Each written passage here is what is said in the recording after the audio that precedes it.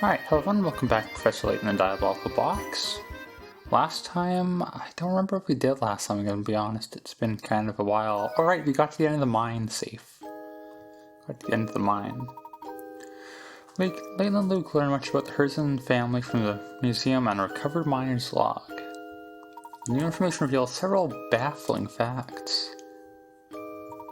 Driven discovered the truth about the Elysian box in full sense, the two set out for Herzen Castle, right?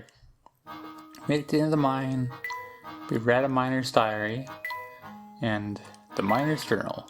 Having finally stumbled across the miner's journal, I learned that shortly after the gold reserves were found in full sense, about 50 years ago, a strange illness began to spread through town. I believe it was this illness that first gave birth to rumors of a curse. Sadly, the journal had little else to offer in the way of information. Just what happened here in the last 50 years. Well, but... Oh? I believe we retrieved the records we came for. Let's take our leave now. But what's this? The lift is out of service again. I see, this won't do. Oh, but look here, there's a set of buttons built into the wall. Surely one of these buttons will set the lift back up, but they're disconnected. Puzzle we gotta do, 82, starting the lift, 30 pick rats. If you can't solve this one, we're just trapped down here forever. The wires connecting the elevator to the button controlling it have somehow been severed. However, you can connect the negative and positive wires on the top to the wires carrying the same charge below. You can fix the elevator. To do this, you need to draw lines between sets of X-shaped terminals. Draw two lines to connect each positive or negative terminal to its counterpart and get the elevator running again. So this is just a follow the path thing. I can draw a diagram that won't line up very well because my tablet is kind of bad. So it should be like that, and this one should be like... it's this one. I hope it's negative. Like it said negative to negative, right? It seems kind of wrong to me. But we'll try that. Hopefully that's right. Consider this puzzle solved. Yeah, alright, there we go. Pretty easy one in terms of what you have to do for execution. Back in business, the elevator is working again. The buttons appear to be working. We should be able to leave the mine now. Alright, good. I'm glad we're not going to die down here. We can go die in the castle with the vampires. But yeah. Oh my god, shut up. God. This pickaxe is covered in dust. Sure is, Luke. Oh, hello. Pablo, is that your name? Pavel, I was close. Hola, Fronstein, am I glad to see you? I was sure I'd never see another soul ever again. You're at the entrance. You can see out of the mine from here, can't you? Hey, I know you. I was traveling El Mundo, and last thing I remember, I was in Transito to Egypt. Tell me, Bite, I don't know what language that's from. How long ago were these fine pyramids built?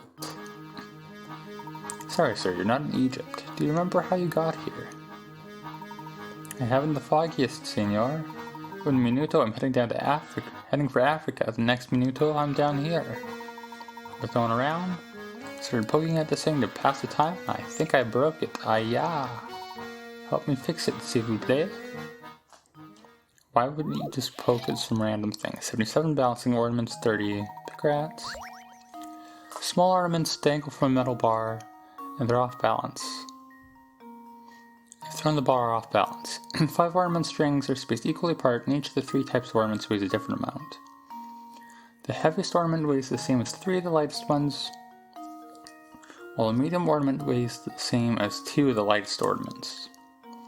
Place one of the 3 ornaments in the rectangle in the space marked with a question mark to restore the bar's balance. Alright, so I guess the first thing to do is just cancel off the same...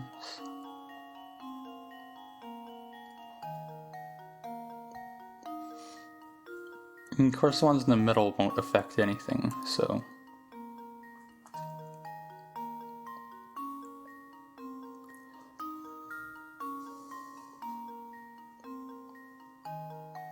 So, the question is, we have,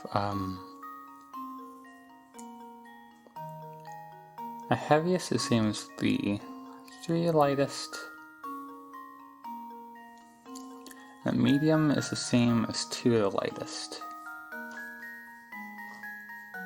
So essentially they weigh 1, 2, and 3 in some order. So I'm guessing the star weighs 3, and either the moon and the ball weighs either 1 or 2. That way the star on the far right will cancel out with the 2 on the far left. And the star on the near right will cancel out like this. We'll end up canceling with this, because like the outside and the middle are, the far right and the near right are going to weigh different amounts, right? But in that case, this would counterbalance with this, so we would just need another moon. I'm glad I figured out how the UI works there. Let's try that out. Consider this puzzle solved. Yeah, alright. I still don't know whether the ball or moon weighs more. A true gentleman leaves no I mean, puzzle unsolved. the ball weighing more would make more sense. Good job. The crescent moon ornament is just heavy enough to balance things out. A single star ornament weighs the same as 1 sun and 1 moon together. The strand of ornaments that is supposed to counterbalance the one with the question mark doesn't have any star ornaments. But if you compare the star ornaments as shown above, you can figure out what should go in the question mark regardless.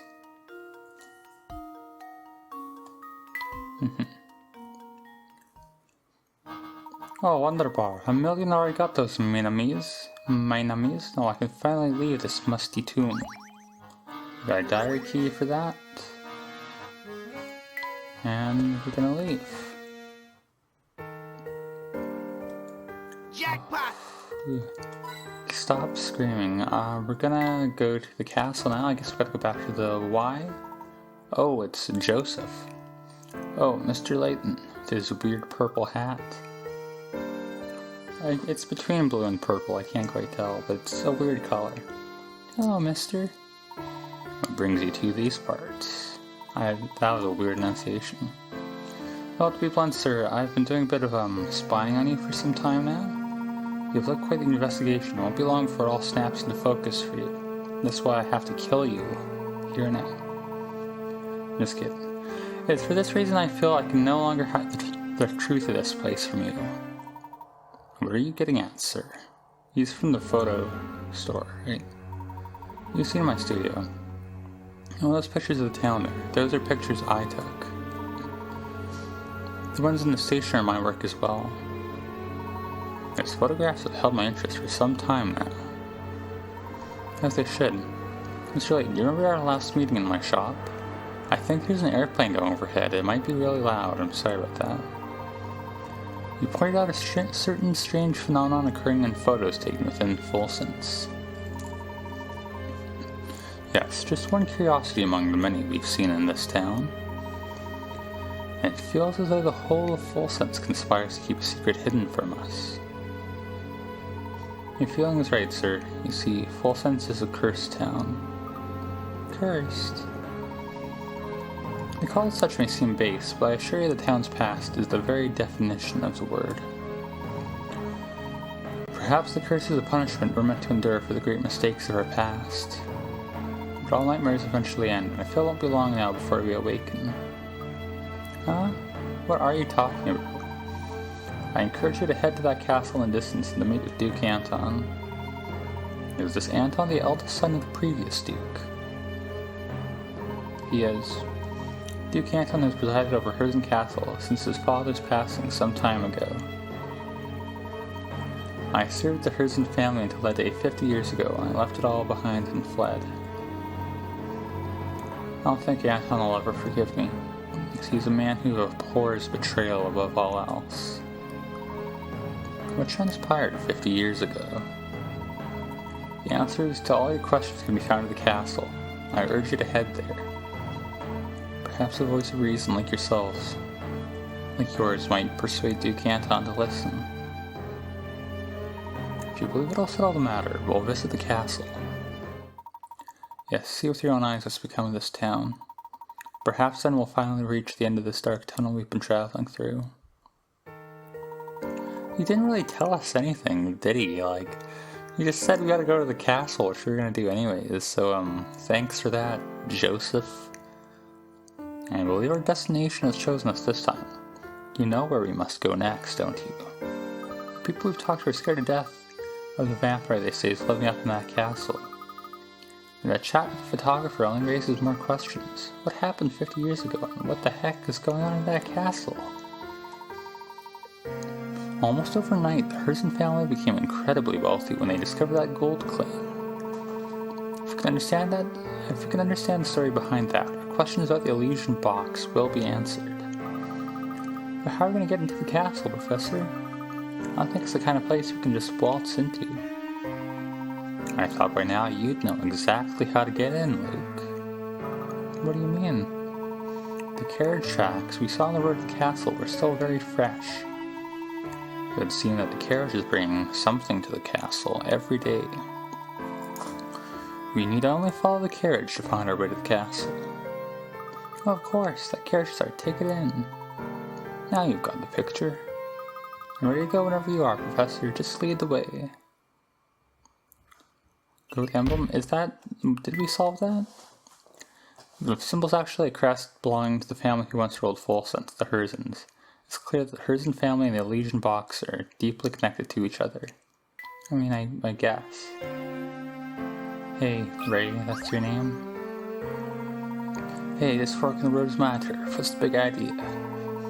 Oh well, since you came all the way here, why not try your hand at this puzzle I've got?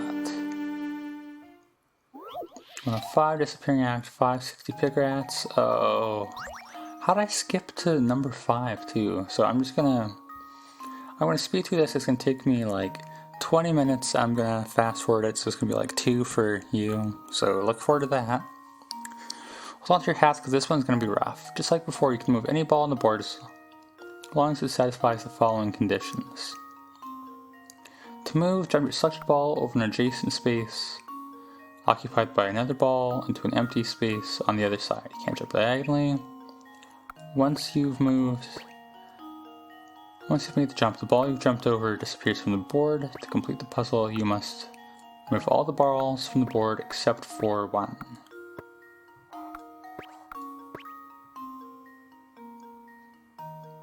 Okay then, give it a try.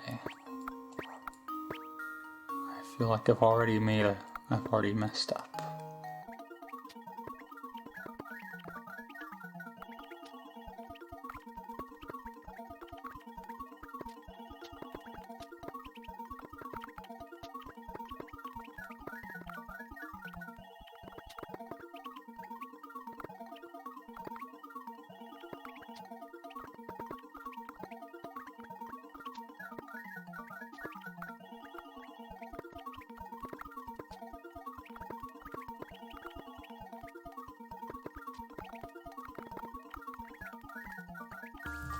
Okay, there we go.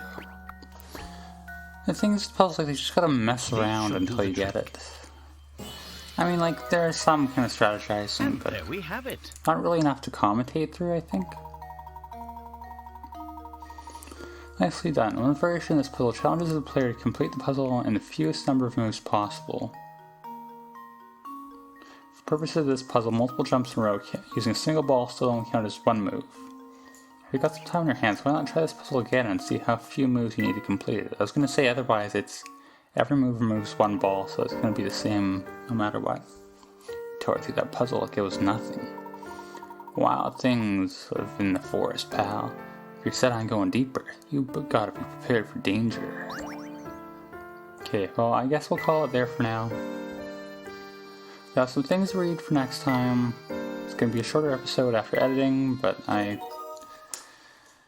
that's how it goes sometimes. So, yeah, I look forward to going to the castle next time. I'm always surprised how long, how little we get done in an episode. Like, we just got out of the mine and today. Like, we got from the mine to the fork in the road, and that took us a full episode. So, yeah, that's how it goes sometimes. And, yeah, next time, going to the castle. Look forward to that.